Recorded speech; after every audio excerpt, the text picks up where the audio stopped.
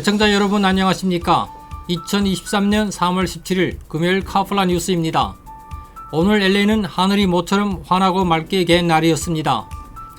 LA 지역은 1월까지 맑은 날씨를 보이다 다음주 월요일부터 다시 비가 내려 수요일까지 비가 이어진다고 합니다. 올 겨울 12번째 겨울 폭풍입니다. 이번 비가 그치면 전형적인 LA 날씨가 회복될 것으로 보입니다. 오늘 주요 뉴스 헤드라인 전해드립니다. 한인타운 노래방 주변에서 업주들과 도우미, 차량 기사들을 상대로 돈을 갈취하고 폭행을 일삼아오던 한인갱단원이 체포돼 충격을 주고 있습니다. 오렌지 카운티 샌크레멘토 해안 절벽이 무너져 내리고 있어 절벽에 세워진 아파트 주민들에게 대피령이 내려졌습니다. 영수증에 크레딧 카드 번호를 노출시킨 이케아가 고객들에게 보상금을 지급하기로 합의했습니다. 지난해 LA에서 발생한 살인사건의 24%가 노숙자가 피해자인 것으로 나타났습니다. 폭우로 도로 곳곳에 밭돌들이 깊이 패여 있어 차량 피해가 늘고 있습니다. 피해자들은 주정부나 LA시에 보상을 청구할 수 있습니다. 유명 아이사키 스타의 아들이 여성 장애인의 휠체어를 계단으로 내팽개치는 영상이 공개돼 비난이 쇄도하고 있습니다. 이상은 오늘 전해드릴 주요 뉴스입니다. 3월 17일 금요일 카플라 뉴스 지금 시작합니다. 자신의 주택을 소유하는 것은 꿈을 이루는 것이기에 많은 캘리포니아 주민들이 코로나19 이전에는 모기지를 절대로 미납하지 않았습니다. 팬데믹은 우리 모두에게 큰 타격을 입혔습니다. 우리는 새롭게 시작할 수 있습니다. 코로나19 기간 동안 모기지를 미납했었다면 캘리포니아 모기지 구제 프로그램이 여러분의 주택을 지켜내는 데 도움이 될 수 있습니다. 미납금을 만회하도록 구제금을 대출기관에 직접 지불합니다. 수수료도 없고 되갚을 필요도 없습니다. 자격이 되는지 지금 알아보세요. camortgagerelief.org 오늘 첫 소식입니다. 한인타운 노래방 주변에서 노래방 업주들, 도우미, 차량 기사들을 협박, 폭행하면서 돈을 갈취해온 한인 남성이 체포됐습니다. 이 남성은 흑인 갱단 멤버인 것으로 밝혀졌습니다. 제임스한 기자가 보도합니다. 한인타운 노래방 업주들과 도우미, 차량 기사들을 상대로 상납급을 갈취해 온 한인 갱단원이 체포됐습니다. 국토안보부 산하 국토안보부 수사대 HSI와 LA 경찰국은 한인타운을 무대로 노래방 업주들과 도우미, 차량 기사들에게 폭행과 협박을 일삼고 이들에게 보호금 명목으로 돈을 뜯어온 한인 조대건 씨를 체포 기소했습니다. 기소장에 따르면 조 씨는 한인 노래방 업주, 도우미, 차량 기사들에게 매월 보호금 명목의 상납급 지급을 거부하는 업주나 차량 기사들에게는 총격을 가하거나 야구 방망이로 폭행도 서슴지 않았던 것으로 나타났습니다. 국토안보 수사대 마이클 채 특별수사관은 영장에서 체포된 조 씨는 사우스 LA 지역 와치를 주무대로 활동하는 흑인 갱단 그레이프 스트리트 크립스의 조직원이라고 밝혔습니다. 조 씨는 한인타운 노래방 업주와 도우미에게서 보호금을 갈취했으며 이에 항의하는 도우미와 차량 기사에게 총격을 가하거나 야구방망이로 폭행을 했습니다. LA 경찰은 지난해 조 씨가 한인타운 노래방 주인과 도우미로부터 매달 보호비를 받고 있다는 제보를 받고 지난 1년간 수사를 벌여왔던 것으로 알려졌습니다. 조 씨는 지난 2021년에는 한 한인 차량 기사가 인상된 상납급 지급을 거부하자 웨스턴 애버뉴의 한 노래방 밖에서 그를 차에서 끌어내 야구 방망이로 폭행해 팔을 부러뜨렸습니다. 또 지난 2022년 7월 어느 날 새벽에는 한인타운 한 노래방 주차장에서 상납급을 내지 않은 차량 기사가 도우미를 내려주려 하자 도우미를 내리지 못하도록 막았으며 차량 기사가 떠나려 하자 총격을 가해 도우미 한 명이 목에 총상을 입기도 했던 것으로 밝혀졌습니다. 조 씨의 유죄가 확정되면 연방교도소 20년 수감형을 받을 수 있습니다. 카플라 뉴스 제임스안입니다. 주 40시간인 노동시간을 32시간으로 단축해 일주일에 4일만 일하자는 법안이 추진되고 있어 관심입니다. 연방하원의 법안이 발의됐고 캘리포니아 주의회에서도 유사한 법안이 발의됐습니다. 제니박 기자가 보도합니다. 노동자들의 근무 시간을 현행 주 40시간에서 주 32시간으로 단축하자는 내용의 법안이 연방하원에 발의돼 관심이 쏠리고 있습니다. 이 법안은 리버사이드 출신 민주당 마크 타카노 연방 하원 의원입니다. 이 법안에 따르면 주 32시간을 기준 노동시간으로 정해 32시간 초과 시 오버타임 지급을 의무화하자는 것입니다.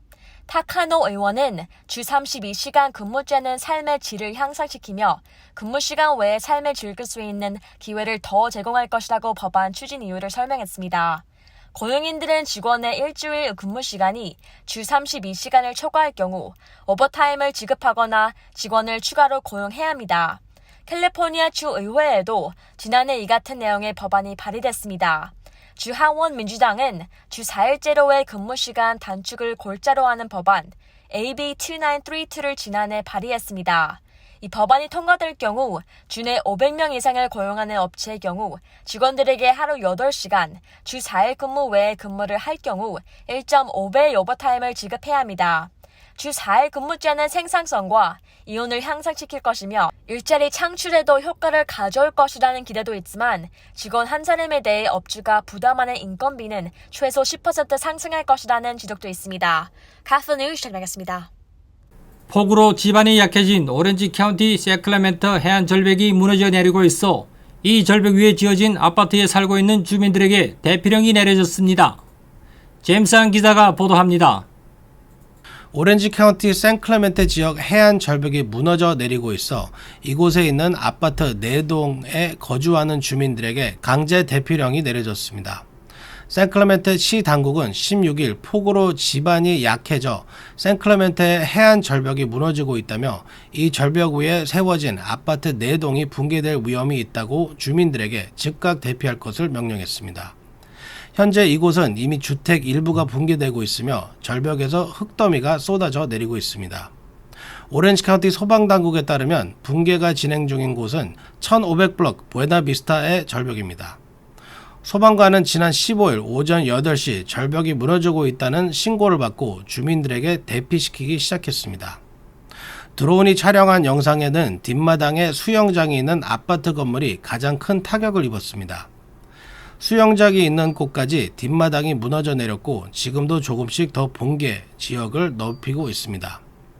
이 아파트 건물주는 망연자실한 모습입니다. 보험사 측은 절벽이 붕괴돼 아파트가 무너지는 경우는 보험 대상이 아니라고 밝혀 이 아파트 건물주는 모든 것을 잃을 처지에 놓여 있습니다. 캡파뉴스 제임산입니다.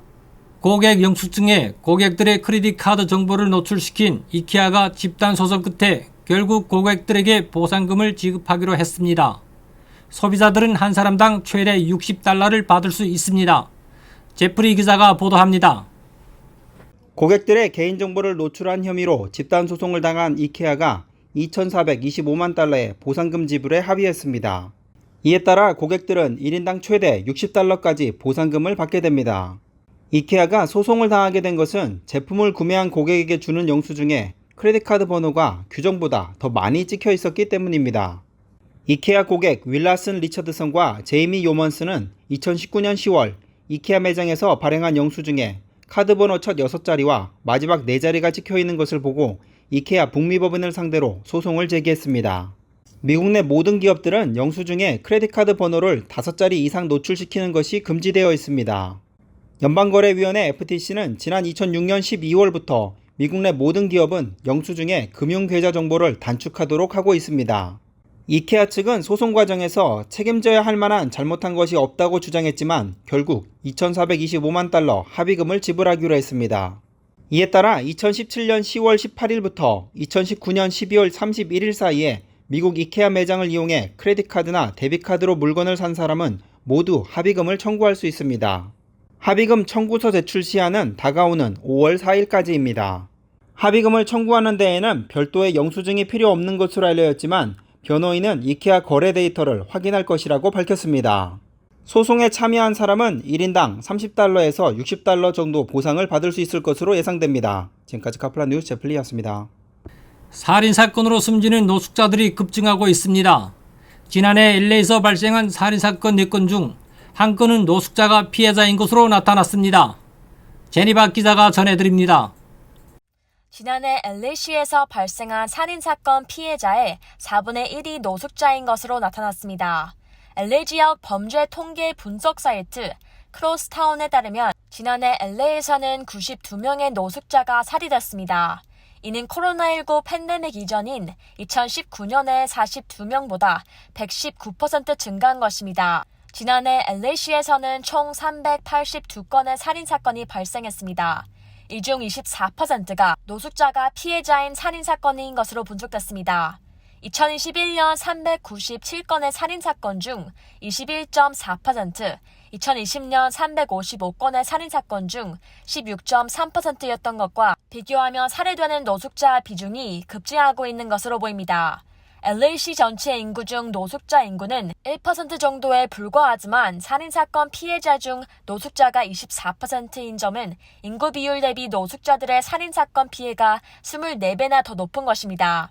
노숙자 살인이 가장 많은 지역은 노숙자가 밀집 지역인 스키드로우를 포함한 다운타운입니다. 이 지역에서는 지난해 14건을 포함해 지난 3년 동안 39건의 살인사건이 발생했습니다. 보일 하이츠는 지난해 5건의 살인사건이 발생했고 웨스트레이크에서는 4건의 살인사건이 발생했습니다. LA 경찰국은 노숙자 살인의 32건을 갱단과 연루된 것으로 나타나 마약 관련 분쟁의 노숙자 살인의 주 원인일 수 있는 것으로 보고 있습니다. 카플러 뉴스 전해드리겠습니다. 겨울 폭풍이 3개월간 이어지면서 도로 곳곳에 깊게 패인 팟홀들이 발생하고 있어 차량 피해도 늘고 있습니다. 지난 15일 포모나 지역 71번 후레에서는 대형 팟홀로 인해 30여 대의 차량들이 타이어가 찢어지는 피해를 당했고 차체가 파손되거나 서스펜션이 고장나는 등의 피해를 입었습니다. 이 경우 차량 소유주들은 최고 $10,000까지 보상받을 수 있습니다. 캘리포니아 주 교통부는 팟홀 피해 운전자들을 위해 보상 프로그램을 운영 중입니다. 지금 영상에 보이는 주 교통부 웹사이트에 가시면 팟홀 피해 보상 신청 방법을 안내받을 수 있습니다. LA시 도로에서 팟홀 피해를 당한 경우에도 보상을 신청할 수 있습니다. 지금 보이는 LA시 주민보상 피해 청구 사이트에서 팟홀 피해 보상 청구를 하면 됩니다. 보상이 아니라 팟홀 수리를 원하는 경우에는 민원전화 311이나 myla311.lacity.org를 이용할 수 있습니다. 피해 보상을 요구하기 위해서는 사고가 난 팟홀 사진, 피해가 난 차량 사진, 수리 예상액 등을 준비해 제출해야 합니다. 북미 아이스하키의 전설적인 선수의 아들이 술집에서 장애인을 비하하고 휠체어를 계단으로 내팽개치는 영상이 공개돼 비난이 쇄도하고 있습니다.